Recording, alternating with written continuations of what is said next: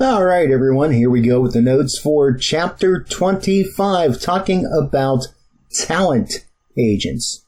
Now, one thing to consider if you're deciding whether or not to use a talent agent, if you decide to work without an agent, well, number one, you're completely on your own to find work. And not only that, you're also limiting yourself to only those voiceover jobs that you can find for yourself, and you'll be responsible for negotiating your fees and collecting payments. Those are two major functions that a talent agent is hired to do for you.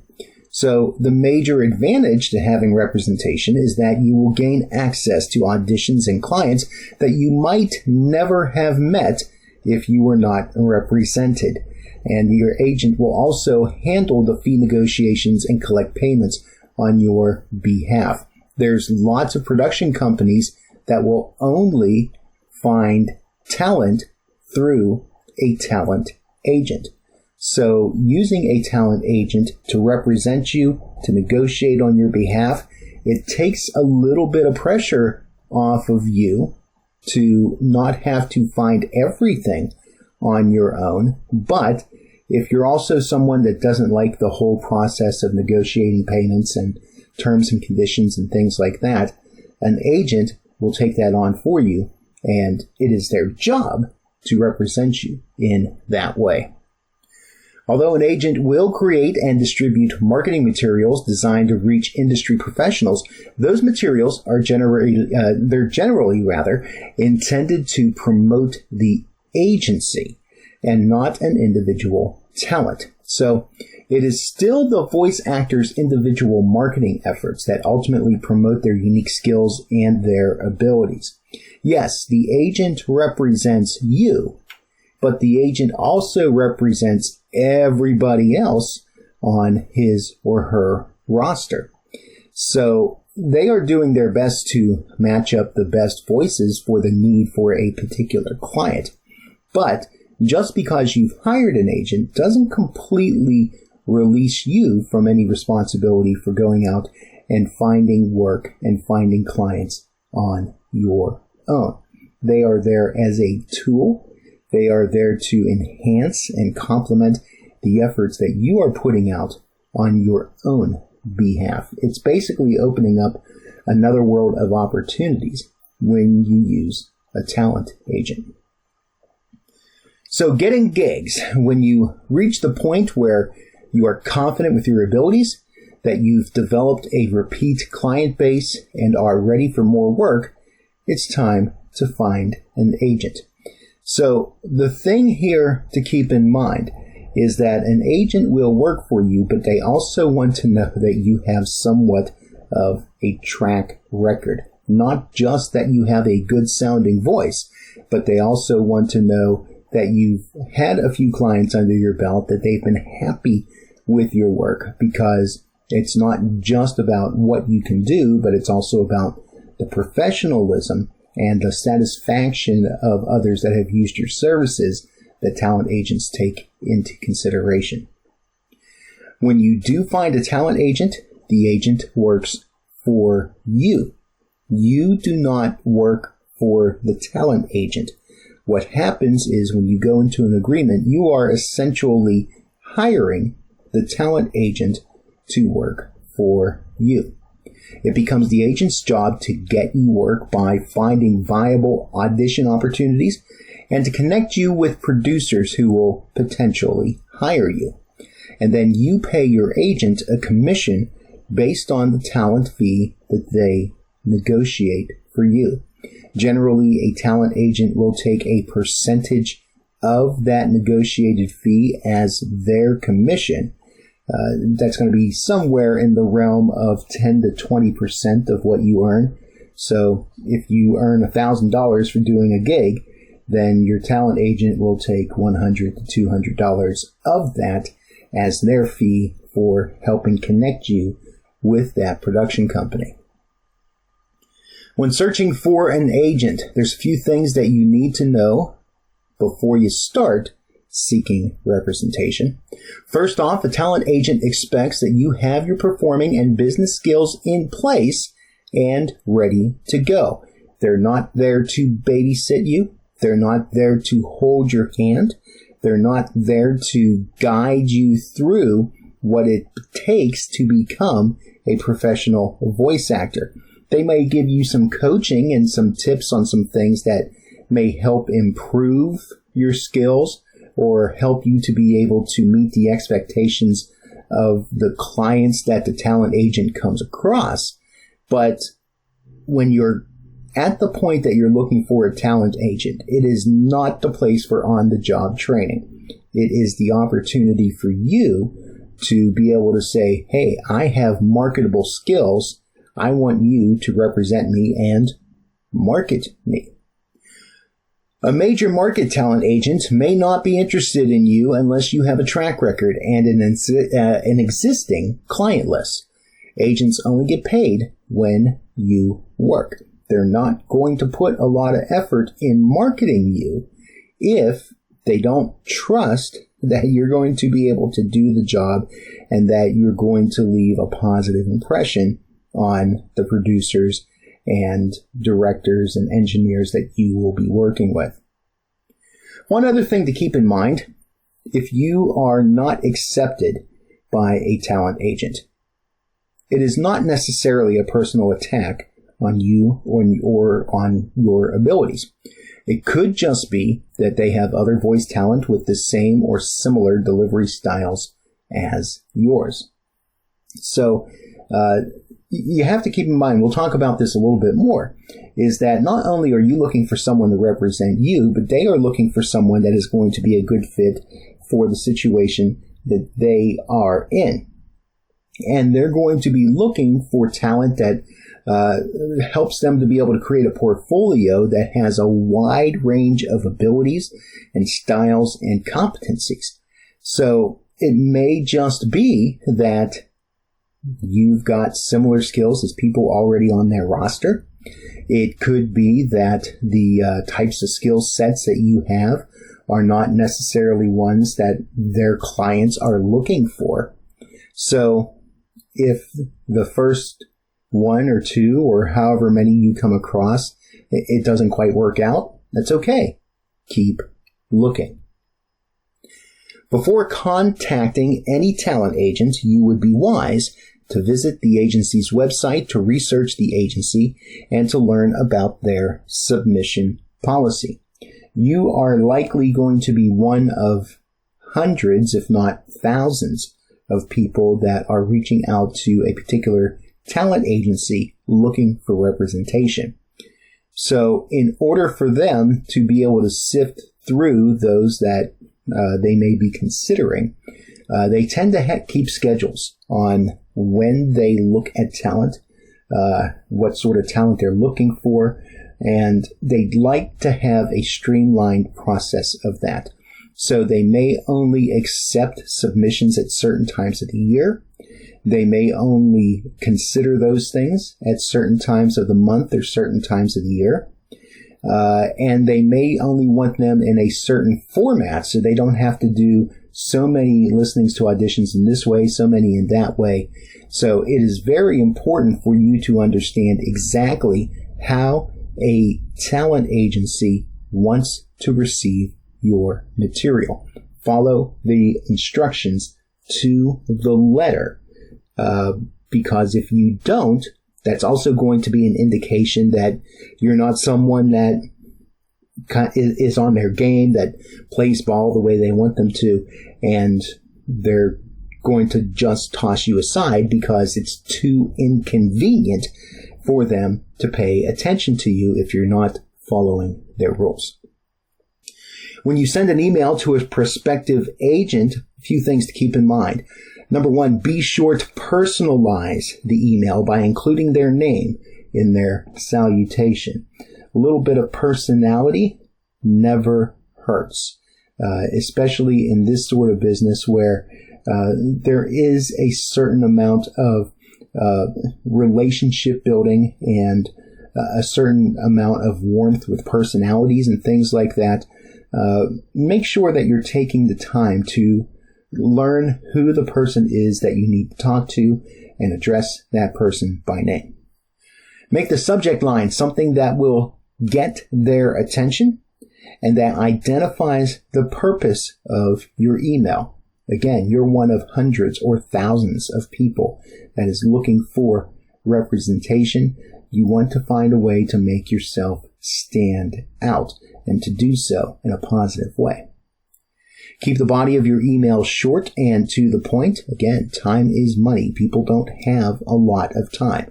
If you make it so that they have to read through a lot of stuff, then they're not going to give you that much consideration. Don't forget to include a link to your website so they can find out more about you if they are intrigued by the email that you send. And unless you are asked to submit multiple demos, you should only submit one demo at the time of that initial email. I would suggest that you make it the best demo that you have, or if you're dealing with a talent agent that specializes in a certain type of work, make that sort of work the focus of the demo that you submit. Not all agents represent voice actors. That's important to know, and you need to find out before you waste your time and theirs in discussing matters with them. You can check the agency's website. You can call their office if they accept phone calls. Do not call a talent agent that does not like to receive phone calls. That's a real quick way for you to get blacklisted.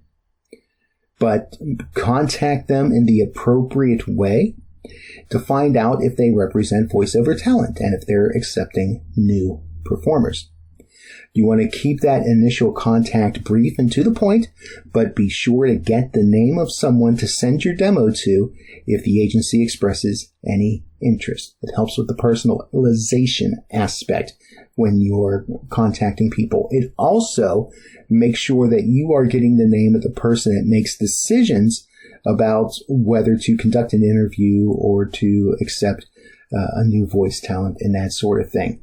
Make sure that you're talking to the decision makers. When you talk to a talent agent or any business prospect for that matter, you're going to have a much better success if you keep your conversation at a friendly tone of voice and with the purpose of offering something to the agent that will benefit them. Don't simply just say, "Hey, are you looking for voice talent?" Prose your questioning in such a way that you're able to offer the talent agent something special or something unique, something that is going to intrigue them and that they're going to be interested in. Don't just say, "Hey, I'm a voice talent and I'm looking for work." You can say, "Hey, I'm someone that has a very animated voice. I'm someone that can do cartoon characters or impressions. I'm someone that's really good at complex narration." Whatever it is, in a very short pitch, explain who you are and what you can offer them. Before contacting any agent, prepare a brief and to-the-point cover letter to accompany your demo. Now, keep in mind, this is not a resume. This is not a chance for you to list anything and everything that you've done.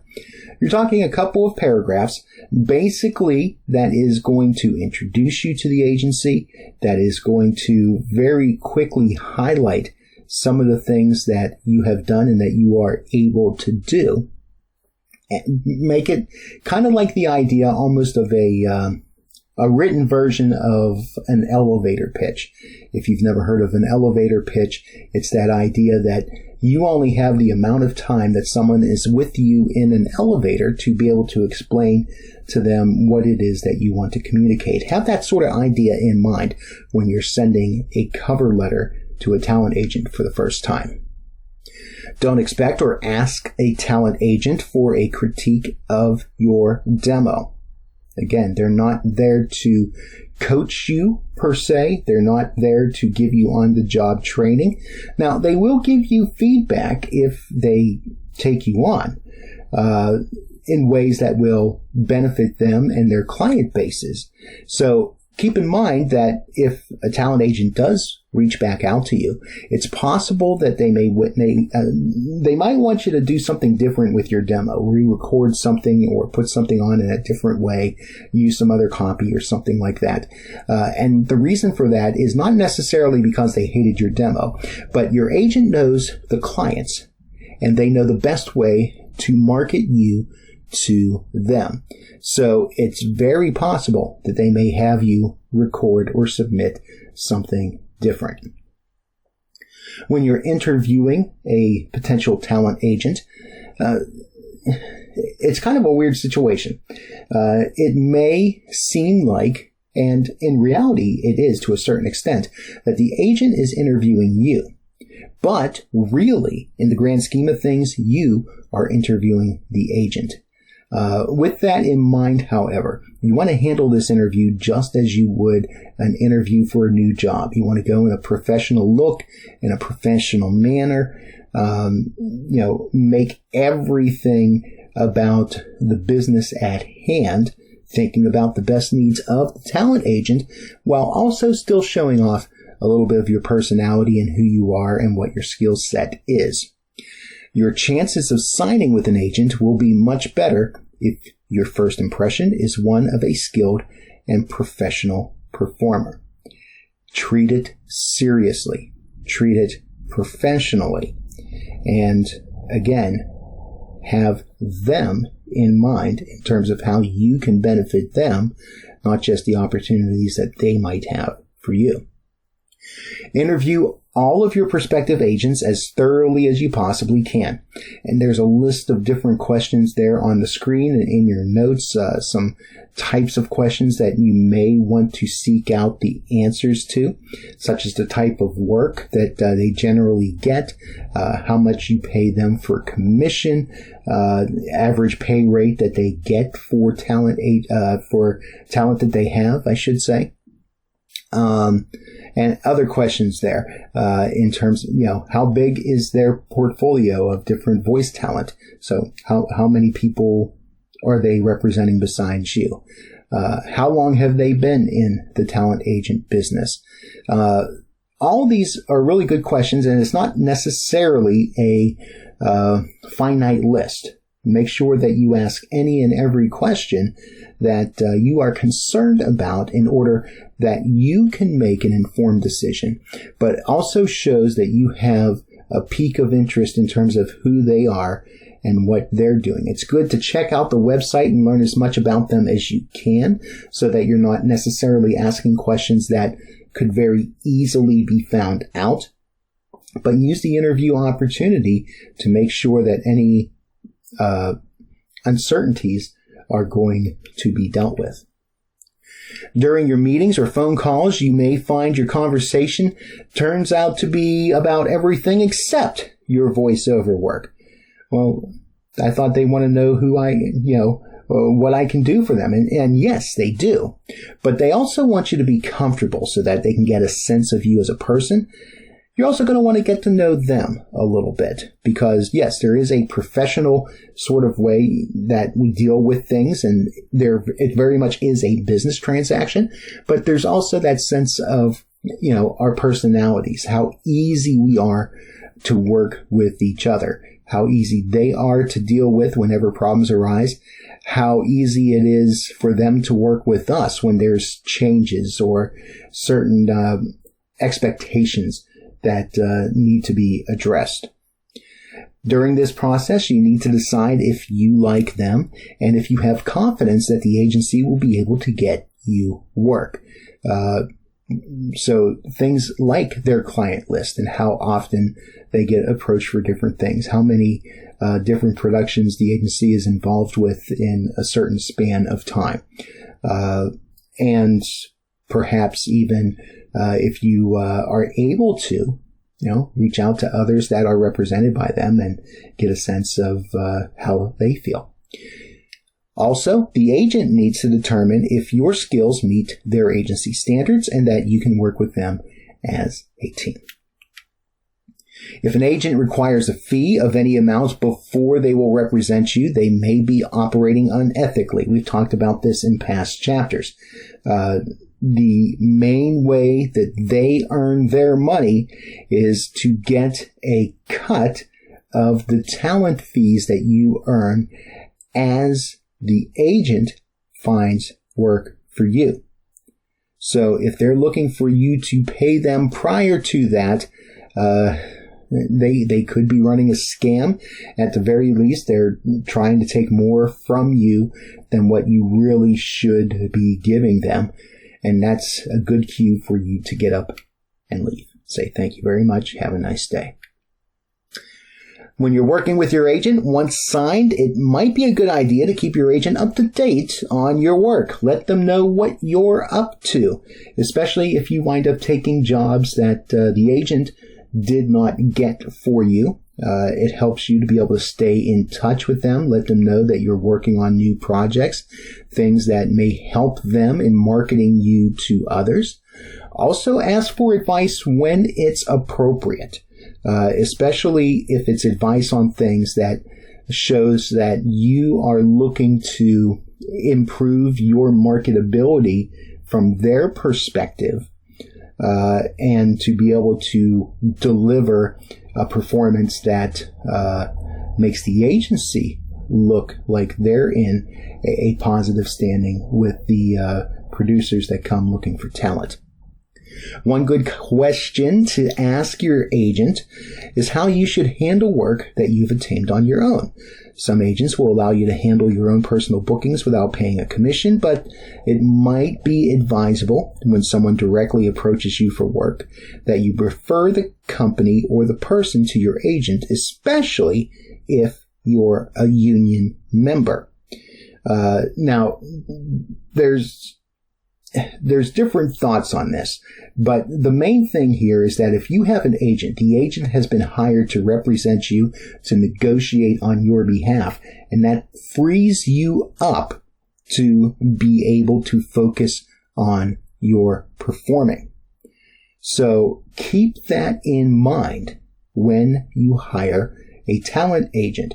Now, there are some agents that may be more comfortable with you doing things on your own and negotiating on your own. And if that's the case, that's something that needs to be talked about and documented in your agreement. But again, you're hiring the agent to negotiate for you and to talk with producers for you so that you can focus on what it is that you do best. Changes in the way talent agents do business can have effects on compensation and on the relationship between talent and agent. We have seen things in the past several years evolve in this regard as the internet becomes more ubiquitous, not just for us as voice talent, but for talent agencies, for how producers look for folks to voice their content and things like that. So it's a good idea to keep on tabs with what's happening in the talent agent industry. And if you look in your notes, there's several different websites where you can find listings of talent agents, different associations that agencies are involved with. And there's also websites that we've talked about in the past where if you decide to do things completely on your own, that you can do that as well and cut out the middleman of the agent if you so desire. The main thing here is to be informed and to make your judgment calls and your decisions based on your needs, what you're most comfortable with doing, and how you feel that you can overall make the best of your career as a voice actor. So there you go. There's the notes for Chapter 25. Finish up the notes and study questions, get them submitted, and be prepared for when we talk about things in class. Come with your questions, your thoughts, your opinions, your comments. Do you like the idea of having an agent? Are there concerns, questions, things you don't quite understand? Let's talk about them when we get together.